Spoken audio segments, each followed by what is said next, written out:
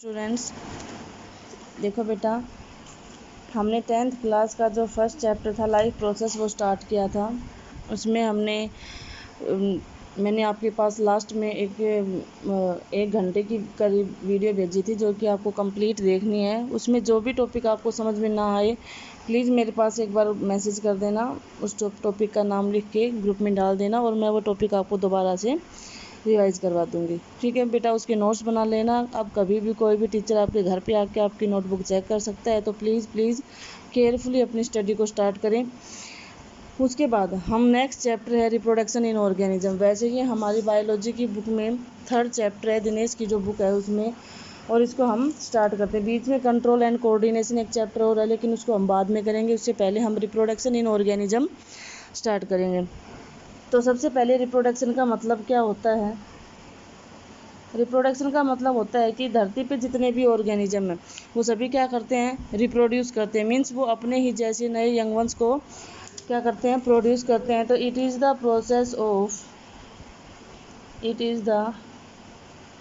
Process of formation of new generation. It is the process of formation of new generation of young ones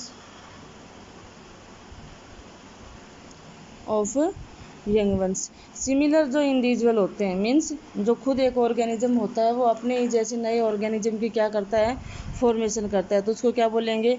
reproduction. इससे पहले हमने life process में किन किन topics को discuss किया था? उसमें हमने न्यूट्रिशन को डिस्कस किया था कि जो लिविंग बीइंग है वो न्यूट्रिशन ज़रूर शो करेंगे, रेस्पिरेशन ज़रूर शो करेंगे, सर्कुलेशन शो करेंगे, ब्लड का सर्कुलेशन होगा उनके अंदर, और एक्सक्रीशन शो करेंगे।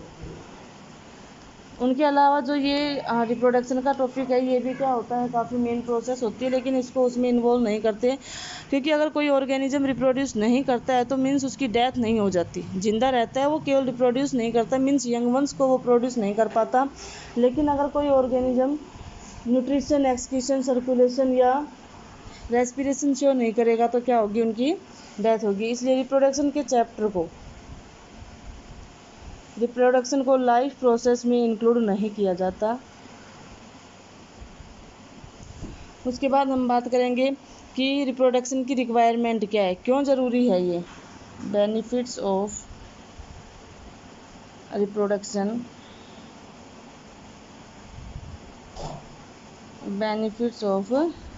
रिप्रोडक्शन के क्या क्या बेनिफिट है? सबसे पहला जो बेनिफिट है वो क्या है? कॉन्टिन्यूटी ऑफ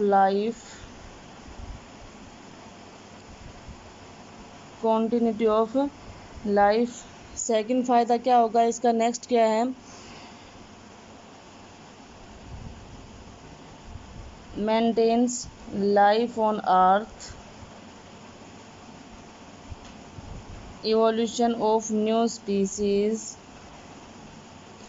स्पीसीज़ के इवोल्यूशन में लाइफ को कंटिन्यू करने के लिए और अर्थ पे लाइफ को बनाए रखने के लिए, ये सभी क्या होती है? इसकी बेनिफिट्स है। उसके बाद है बेसिक फीचर, कि बेसिक फीचर क्या क्या होंगे रिप्रोडक्शन के, क्या क्या फीचर्स होते हैं रिप्रोडक्शन के अंदर। मीन्स क्या क्या होता है? एक तो रेप्लिकेशन ऑफ डीएनए होता है। सभी ऑर्गेनिज्म के अंदर जो लिविंग ऑर्गेनिज्म है उनकी सेल में डीएनए होता है। तो रेप्लिकेशन ऑफ डीएनए का मतलब है डीएनए अपनी जैसी कॉपी बनाता है और फिर वो यंग वंस में ट्रांसफ़र हो जाती है।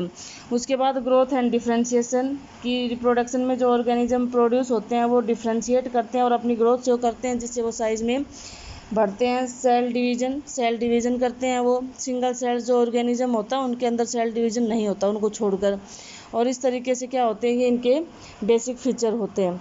अब हम बात करेंगे क्या सभी ऑर्गेनिज्म अपने ही जैसी बिल्कुल एग्जैक्ट कॉपी प्रोड्यूस करते हैं? तो बिल्कुल एग्जैक्ट कॉपी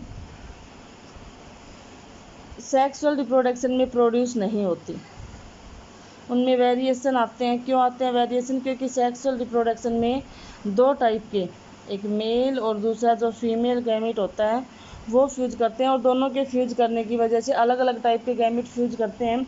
इस वजह से क्या होता है कि उनमें वेरिएशन आता है। दोनों के कॉम्बिनेशन से एक नया ऑर्गेनिज्म बनता है, तो सीधी सी बात है उसमें वेरिएशन क्या होंगे?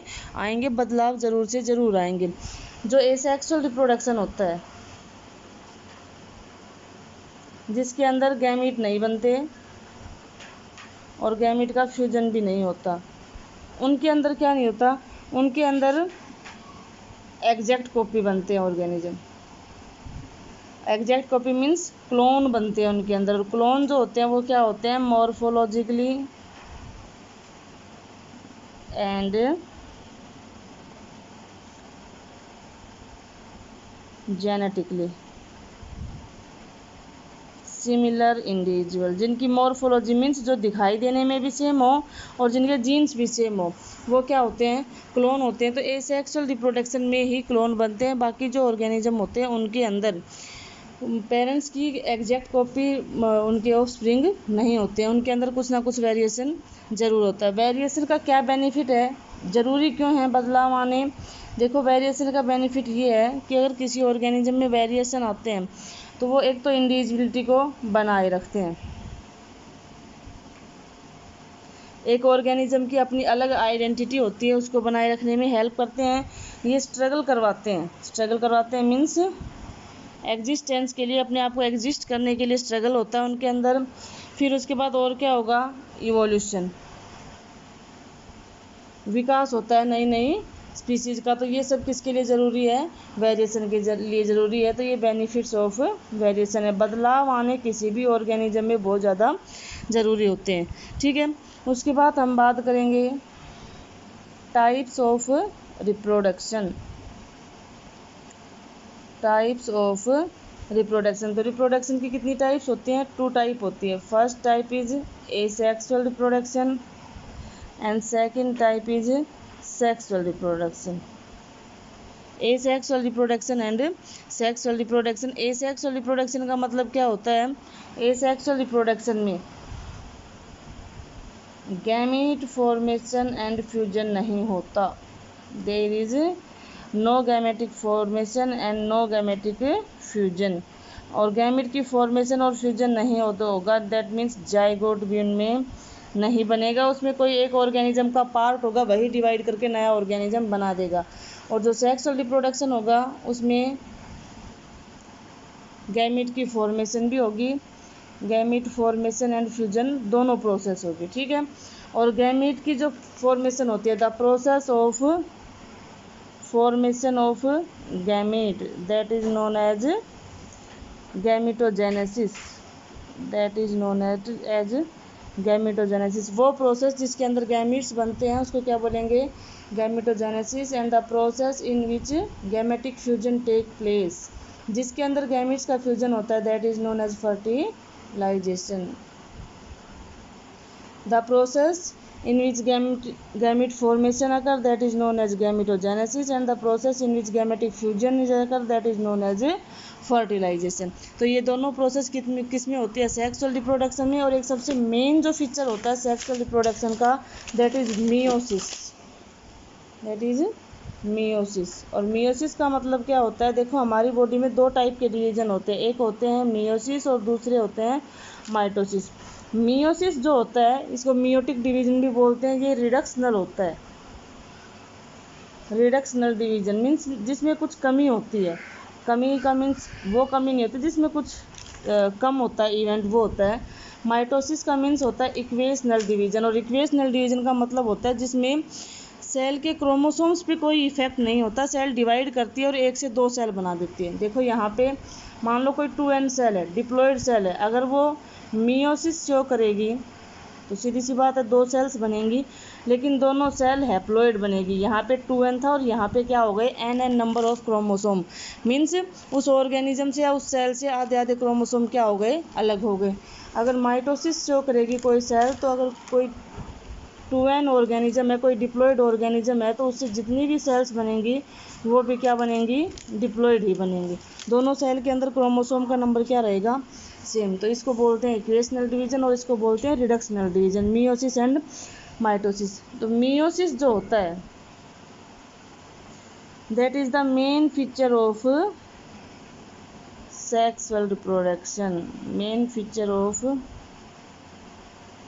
सेक्सुअल रिप्रोडक्शन, वो सेक्सुअल रिप्रोडक्शन का मेन फीचर होता है। ठीक है, क्या होता है, मियोसिस होता है। तो जो भी ऑर्गेनिज्म सेक्सुअली रिप्रोड्यूस करेंगे वो मियोसिस ज़रूर शो करेंगे, उनके अंदर क्रोमोसोम्स नंबर हाफ ज़रूर होंगे। क्यों होंगे हाफ?